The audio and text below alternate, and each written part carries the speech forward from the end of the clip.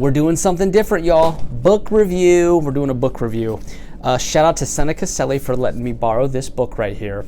The book is called Living with a Seal. 31 Days Training with the Toughest Man on the Planet.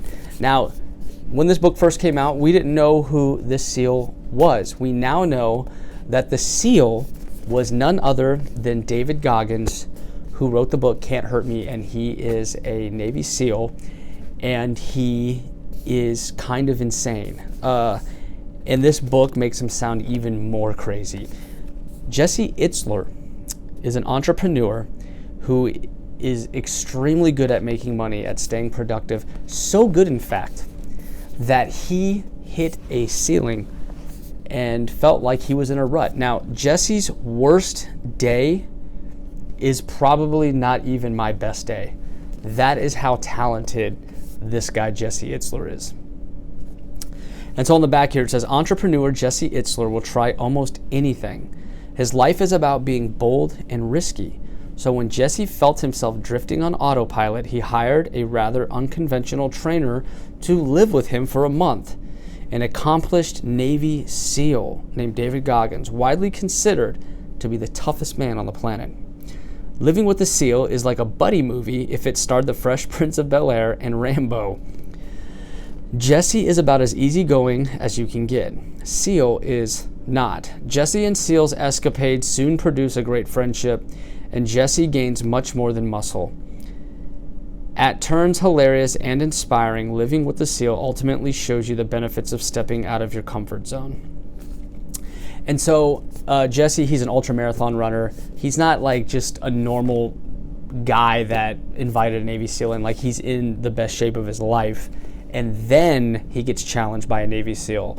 If David Goggins came into my house, I wouldn't last an hour. So in the back of this book are the workouts, and they're all very basic. Miles run, push-ups, pull-ups, sit-ups, burpees, jumping jacks, box jumps, flutter kicks, and fireman carries. Not some crazy CrossFit Olympic lifting, power lifting, bench press, traditional weightlifting, none of that. Like, it's literally your body weight. He's testing the mind more than the body. He's testing the mind more than the body. You see, Jesse would get out of a meeting and he'd say, hey, we got to do 100 burpees right now. And like in front of all of his colleagues at work, he's doing 100 burpees. Like, this dude literally followed him around everywhere. And so it was more of a mental than a physical, but it reminded me that, like, sometimes I get hung up on like the CrossFit workout of the day, and am I doing the right technique for this type of Olympic lift, and etc. If that's holding me back, the toughest man on the planet sticks with body weight exercises, and he's an absolute monster. And so I think I've lost sight of the basics and how effective they really are. And that book really dialed me back in to say, and I think that's true for life, right? The basics in life are there for a reason. They're a staple. We can't look past them. We have to get those right before we can ever move on. Sharpen the mental. So a lot of what Jesse and SEAL did was they worked out in the cold New York winter. They even broke the ice with a big rock and jumped in the freezing ice water. SEAL wasn't trying to physically break Jesse as much as he was trying to mentally toughen him up by being unpredictable and having him think outside the box and think about life differently and seeing life differently, by pointing out threats and how, Jesse was a bit aloof, Jesse had his guard down. He had no security. At the end of the day, he wasn't protecting himself or his family, and not many of us are. And SEAL pointed that out. He was very unpredictable. The workouts all centered around sharpening the mind versus physically trying to get a good workout in. It made me realize just how important sharpening the mind really is. Appreciate the easy times because of the hard times. So Jesse would appreciate even 10 minutes sitting in his chair to take a nap because he was so caught off guard with SEAL, and he was pushed to the absolute limits that even having a normal dinner felt like heaven on earth. It all kind of comes back to you don't know the sweet without the sour.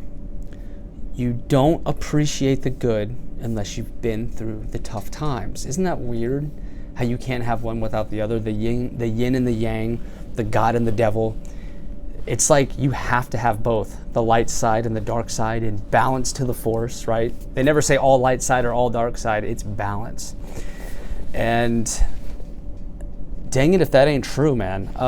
And I feel like if you take it too easy on yourself and you constantly take the easy road, you're not going to have a deep appreciation for life.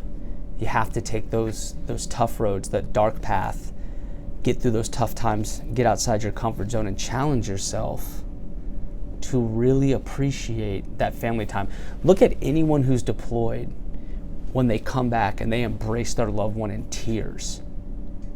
Did they realize they loved their family that much, or was it being across the planet and having their life threatened for 6 months straight where they really truly missed their family with all their heart? It's kind of like the time that I broke my heel bone. I stopped running, I stopped exercising. And when I started to get back into it, I broke my heel bone and I was in a cast for 6 months. I got up to 200 pounds and I was drinking every day, beating myself up, thinking, Josh, why did you ever take running for granted? Running is a beautiful gift. Why did you ever dislike it or put it to the wayside? I swear if I ever can run again, if my foot ever heals properly, I will never allow myself to take advantage of exercise again. And so you have to have both, and that's kind of what the book showed me. You know, Jesse really loved the time with his family. He loved just relaxing, even if it was for 10 minutes, because he was so challenged that the smallest little nice thing in his life, you know, felt like times 10. Sometimes less is more. So Jesse Itzler is a millionaire. He owns Zico coconut water. He sold it to Coca-Cola, amongst other many entrepreneurial type of things. And he has everything he could have ever wanted. He has multiple properties, tons of stuff. But Seal, David Goggins, who I would assume is pretty wealthy, you know, he's a professional athlete, retired Navy SEAL, author, speaker. I would assume he's pretty wealthy. Yet when he travels, wherever he goes, he has barely any belongings. I'm not even sure where the guy lives. Obviously, he has a house somewhere. But when he goes with Jesse, everywhere he goes, he just has like one outfit, a book bag, and a few snacks, like some vitamins. He is a minimalist by nature. He packs very light and he uses everything he brings. And there's really no clutter in David Goggins' life. There's no clutter. It's all simple, basic. He could have all these things. He chooses not to. He removes the clutter and he focuses on just being the best him every single day. And he focuses on his environment and the people around him and his workouts and challenging himself. He doesn't need stuff or things or clout or attention. He doesn't need attention to the point where when Jesse wrote this book, it says Living with the SEAL. That's not David Goggins. That's an actor. He wouldn't even allow his name to be in this book. So could you imagine that? Could you imagine someone being so impressed with you, they invite you to their house for 31 days to test them. That person then writes an entire book about you, and then you tell them to take your name out. That is how humble David Goggins is. It's unreal. It's in a day and age where everyone is fighting for attention, where attention has become currency, for David Goggins to remove him from a best-selling book, to remove his name, is just unbelievable. And I think it goes to a testament of David. He's removed all the clutter. He's completely efficient and happy and content with what he has and the people he has in challenging himself. And that's it. And I thought that was beautiful. Here's the part that surprised me the most. 5 years later, there's a 5 years later section in the back of the book. Now, you would expect that Jesse would be killing it in all areas of his life after spending a month with David Goggins day in and day out. And that wasn't the case. 5 years later, it left a void in their life. He says, it was like I had a fitness hangover. I completely shut down and I didn't exercise for 6 weeks. As motivated as I was when he was there, it faded quickly when he left. It might be more appropriate to say it evaporated. It took me a few months to get back on the program. You know, I think we've all been there, where we all know how that feels, right? Especially if you're in the military and you have to say goodbye to someone, you know, a partner, a friend, a family member, a girlfriend or boyfriend. To say goodbye, being in the military, is tough. It's something that we can definitely relate. So I get that feeling, like when his partner, David Goggins, left, that it left this void in his heart and he stopped working out for 6 weeks. That part broke my heart because it just resonated with me so much. I know that feeling. And it shocked me. I didn't think that Jesse would respond that way. That really, really surprised me. And it really broke my heart. But this is what happens, though. This gets kind of cool. I started to hear David Goggins' voice in my ear. It was loud and clear like Obi-Wan Kenobi. My Jedi Master was talking to me in my thoughts. I started consistently asking myself, what would SEAL do, or WWSD, in each situation. I'd hear his voice on long runs. Nah, bro, you can't run without legs. Whispers in my office. Burpee test. And pretty much an echo all throughout the day. Control your mind, Jesse. I could picture his stone-faced expression in my thoughts. He saw me when I was sleeping. He knew when I was awake. He knew if I'd be bad or good, so you know how the rest of the song goes. It was some straight-up Santa Claus talking. Although he wasn't in my house, his presence was still there, and many of the life lessons SEAL taught me became part of my DNA. They were innate. I understood on a deeper level how SEAL trained my mind as much as my body. With his challenges of jumping in a frozen lake, the steam room episode, and all the madness in between, what we were really doing was just exercising my most important muscle, my brain. Specifically, my mental toughness muscle. I learned that by constantly doing the things that are hard and making myself uncomfortable, I improve my ability to handle obstacles. I get comfortable being uncomfortable, and that's real mental toughness. So I love that. I love that Jesse, he turned it around. He had that 6-week hiatus, and then the lessons sunk in, and SEAL became part of his psyche, and I love that he was able to have that mental breakthrough. And he had just one son at the time, Laser, and there's his wife who's the inventor of Spanx.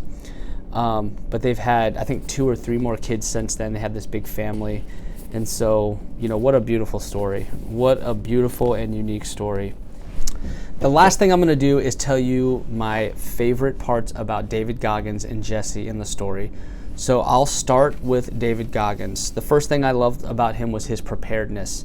Everything he did was methodical and thought out. He kept a journal. He journaled how he was feeling. He journaled his workouts. And although it seemed spontaneous, it was very methodical. And so preparedness was a big part of David Goggins that I loved. He also sticks to the plan, and he sticks to the goal, and he completes it no matter what.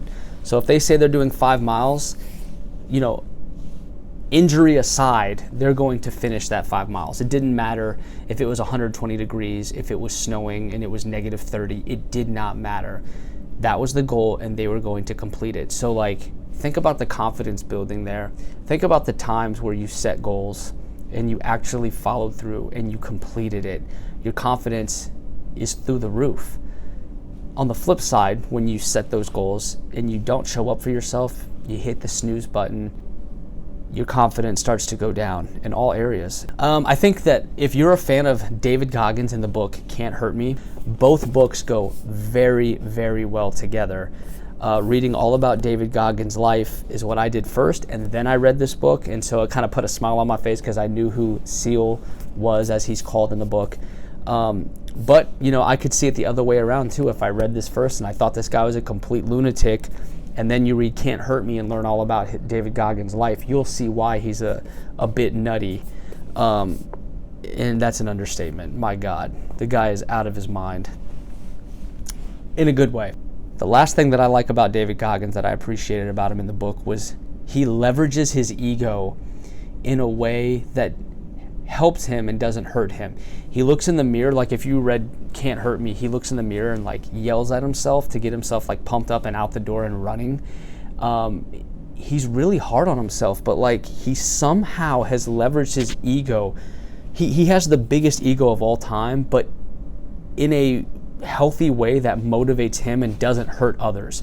So like when you hear a big ego, you picture someone whose ego hurts others to benefit themselves. Whereas David has leveraged his ego to not hurt anyone and still help himself. It's a weird concept, but if you read Can't Hurt Me, you'll see exactly what I'm talking about. All right, lastly, we're gonna hit Jesse and what I appreciated about Jesse Itzler. I love that he is always pushing even when he doesn't have to. Jesse is wired to keep going. It's part of his DNA. Like, so in the book, you know, he's asking for help, he's asking for Seal to train him, but the whole time I was impressed with Jesse. From the start of the book to the end, I was impressed with Jesse and his ability to keep pushing when he doesn't have to. He's already rich. He doesn't have to come up with another idea or another plan, but he always keeps going. He's just wired that way. It energizes him. He never takes the easy route, and I loved that about him. The other thing I really love about Jesse is that he thinks big and he takes risks. There's multiple times where he talks about his upbringing and how he became rich with his entrepreneurial mindset, and he took a lot of risks. He pretended to be someone that he wasn't. He bent the rules here and there. At the end of the day, he was going to do whatever it takes to accomplish his goal. And he was taking risks that most people wouldn't take, and it paid massive dividends. Massive. He just naturally thinks outside the box, and he'll go that extra mile using a very creative spin on his approach to kind of get ahead of the competition. And he thinks big. He doesn't think small. He might start small, but then as soon as you give this guy an opportunity, he's gonna run with it and take off. And I was very inspired and motivated by Jesse's approach to life. Very positive, very motivated, humble family man who never takes the easy road. I love that about him. The whole book from start to finish was great. So I hope you like the 5 takeaways of living with a seal and that you appreciated my first ever book review. Hopefully I can get a few more books under my belt this year. There's a few behind me on the table that I'm trying to read. Hopefully I can get through some of these books and create more episodes with you guys, letting you know what I learned from these really unique and inspirational books. All right, y'all. Thanks for spending time with me today. Take care.